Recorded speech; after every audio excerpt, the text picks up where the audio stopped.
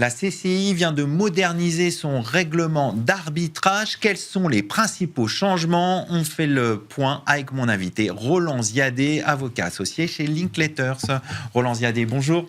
Bonjour. Alors, on va faire le point sur cette modification du règlement d'arbitrage CCI. Mais avant toute chose, quelle est l'ambition de cette réforme? L'ambition est simple. L'idée, c'est de renforcer, d'optimiser l'arbitrage CCI comme mode de règlement des litiges. L'objectif est plus d'efficacité, plus de transparence, plus de clarté et plus de souplesse. Alors, on voit l'ambition, on va rentrer un peu dans le détail des changements. Quelles sont les principales modifications ? Elles sont nombreuses, mais je dirais les 4 ou 5 principales modifications sont tout d'abord la suppression de l'acte de mission comme mécanisme obligatoire. Il devient facultatif, donc moins de formalisme. Je reviens, plus de souplesse.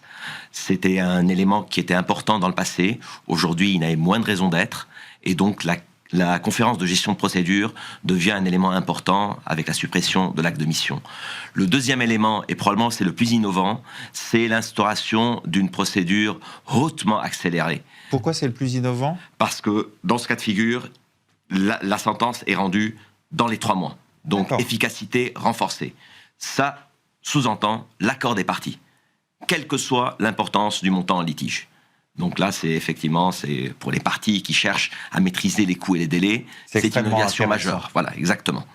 L'autre innovation, c'est aussi dans cette donnée de plus grande efficacité, je dirais, pour les arbitrages d'urgence. Aujourd'hui, on peut avoir un mécanisme où on obtient une décision, notamment lorsqu'il y a un risque de dissipation de preuves ou bien d'actifs, destruction de preuves ou d'actifs. Dans ce cas, on peut avoir une décision sans notifier la partie adverse, ex parte. Donc plus grande efficacité, j'y reviens. Dans le cas de l'arbitrage accéléré standard, le plafond pour l'application automatique était 3 millions de dollars. On l'a élevé à 4 millions de dollars. Donc tout litige en dessous de 4 millions de dollars aujourd'hui, arbitrage CCI, c'est un arbitre unique, c'est une procédure allégée et c'est une sentence dans les 6 mois.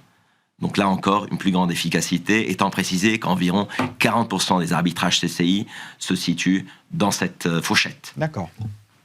Autre modification ? Peut-être une que je mentionnerai pour terminer, c'est la détermination accélérée de certaines dispositions, notamment lorsque il y a la possibilité de prendre une décision suite à des demandes qui sont manifestement infondées, ou des défenses manifestement infondées, ou en dehors de la compétence du tribunal arbitral. La possibilité existait, mais elle n'était pas dans le règlement. Elle était uniquement dans une note. Donc, la question là, c'est cadré, en fait. Tout à fait. On met une pratique dans le règlement, c'est ça? Une pratique qui restait résiduelle. Donc la question qui se pose, est-ce qu'elle va devenir, est-ce que ça va encourager les arbitres et les parties à y recourir? La question se pose. Et peut-être dernier élément, de manière générale, il y a un certain nombre de clarifications, et notamment par rapport à le devoir de révélation, plus grande transparence, les parties doivent communiquer elles-mêmes le nom d'entités liées. Donc voilà, il y a un peu plus cosmétique, mais néanmoins importante. Donc pour vous, c'est une bonne réforme ? Dans l'ensemble, une très bonne réforme qui s'inscrit dans la voie d'une modernisation et d'une réponse à l'attente des utilisateurs, des usagers. Alors justement, on va se placer du côté des utilisateurs. C'est quoi l'impact pour les entreprises et les investisseurs étrangers ? L'impact est concret, l'impact est réel. C'est une procédure, comme je le disais, plus efficace, avec des délais qui sont plus clairs, qui sont encadrés, qui sont resserrés, et des outils, avec une architecture qui est revue avec d'autres mécanismes, pour accélérer la procédure lorsque c'est approprié.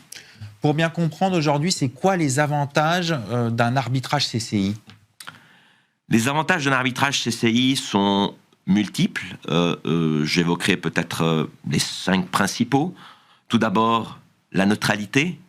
Effectivement, la CCI s'est imposée comme, je dirais, l'institution d'arbitrage au niveau international la plus fiable et la plus neutre. Elle est véritablement internationale, avec une cour d'arbitrage qui monitore le process.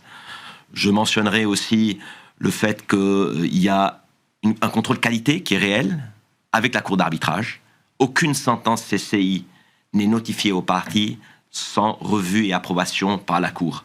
J'ai moi-même été pendant 9 ans, j'ai fait 3 mandats de membre de la cour et je peux vous confirmer qu'effectivement, ça permet d'augmenter la qualité du produit final et donc son acceptabilité. Ça ne garantit pas, parce qu'effectivement, il peut y avoir toujours certaines erreurs ou certaines imperfections. Mais en tout cas, le regard externe, le fait de pouvoir attirer l'attention des arbitres, est, du point de vue de l'utilisateur que je suis aussi, extrêmement rassurant. Donc ça, c'est un élément qui est très important de mon point de vue. Après, il y a l'exécution des sentences. Alors, c'est la Convention de New York, on le connaît pour tout arbitrage de manière générale, mais en particulier compte tenu de la crédibilité et de la notoriété de la CCI, quelque part, c'est un poids supplémentaire par rapport aux juges étatiques. Il y a aussi une certaine confidentialité. Encore une fois, parfois on considère que l'arbitrage CCI est confidentiel, mais ça dépend du droit applicable. D'accord. Il y a une confidentialité qui est imposée dans le nouvel règlement aux arbitres, mais il y a une discrétion de facto et les audiences ne sont pas publiques. Et enfin, je dirais peut-être le pool et la diversité des arbitres CCI. Compte tenu du fait qu'ils sont proposés par des comités nationaux, effectivement, ça permet aux utilisateurs d'avoir des arbitres expérimentés, quel que soit finalement le secteur, le droit applicable en question. D'accord. Si on revient maintenant sur la réforme du règlement CCI, est-ce qu'on peut dire que ça renforce la place de Paris, selon vous ? Contribue. Certainement, parce que la CCI, certes, c'est l'institution la plus internationale, mais elle est basée à Paris. Et la CCI est basée à Paris depuis 1920, la Cour d'arbitrage depuis 1923, ça fait 100 ans, et la CCI a, à sa manière, contribué au rayonnement de la place de Paris. Aucun doute là-dessus, aux côtés d'autres aspects. Un droit français qui est moderne, qui est appréhendé par des juridictions spécialisées de manière libérale, qui viennent au soutien des procédures, et qui n'interfèrent pas dans ces procédures, et tout un écosystème à Paris, cabinet d'avocats, arbitres, experts, associations, sociétés savantes, qui contribuent. C'est l'ensemble qui font rayonner la place de Paris. Tout à fait, avec évidemment la CCI. Est-ce qu'un mot peut-être sur les tendances générales de l'arbitrage international ? Quelles sont les grandes tendances que vous voyez ? Ces tendances, je dirais, sont multiples et évolutives. Je mentionnerai peut-être pour commencer l'environnement géopolitique, les tensions qui donnent nécessairement lieu à de nouveaux arbitrages. Je pense aux ruptures des chaînes d'approvisionnement, je pense aux problématiques de force majeure, je pense aux sanctions, bien sûr. Très grand nombre de dossiers qu'on gère avec des problématiques de sanctions. Je pense aussi, et c'est en partie lié, à la complexification des procédures, de plus en plus de procédures parallèles, juridiction arbitrale, juridiction étatique, des demandes de mesures provisoires, des arbitrages d'urgence, ce qu'on appelle les anti-suit injunctions, donc clairement une complexification.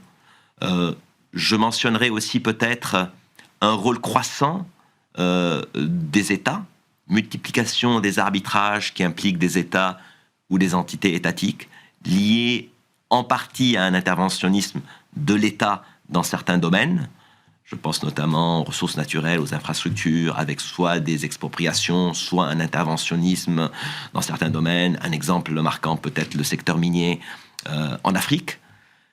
Et enfin, je ne peux pas ne pas mentionner en fait l'IA, l'intelligence artificielle, qui à la fois, tout à fait, avec tous les litiges techniques qui sont source de nouveaux litiges, avec des problématiques IP, les centres de données, etc.